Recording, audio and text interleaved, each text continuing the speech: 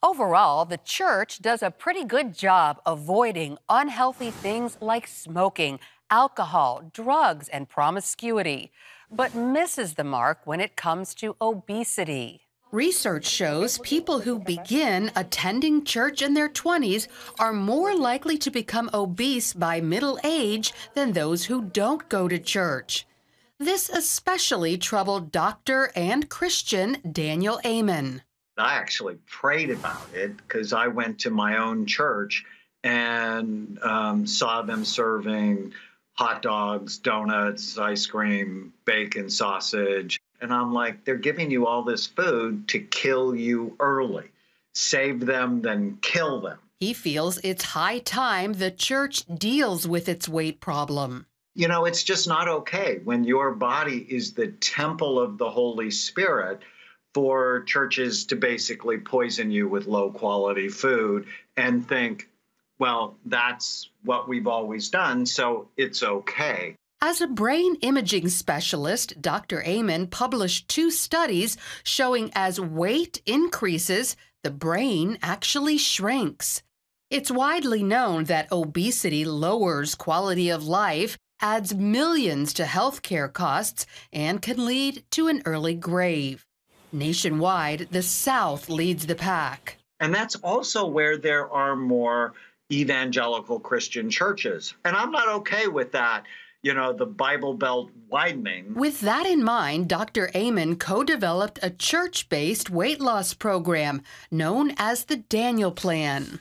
While the classes last 6 weeks, the diet is intended as a lifelong discipline. I feel so good now. You know, I swim a mile a day.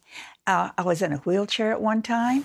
I couldn't keep my balance, but now look at me. 75-year-old Phyllis Neal joined the Daniel Plan at her Yorktown, Virginia church. She suffered from pain, depression, and couldn't sleep due to a number of health issues. Vicodin and Ambien and Prozac, and I was just on so much stuff. Phyllis ultimately lost 65 pounds, stopped taking medications, felt happy, and began sleeping like a baby.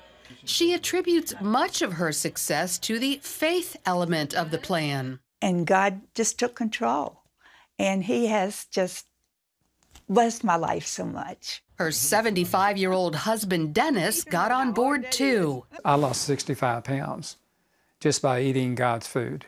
Dennis and Phyllis believe so much in the program that they now teach others. One of the things I tell people in our classes is if God came down today and said, look, I want you to do this task for me, and then you tell him that you're not physically fit to do it because you're overweight, that doesn't work.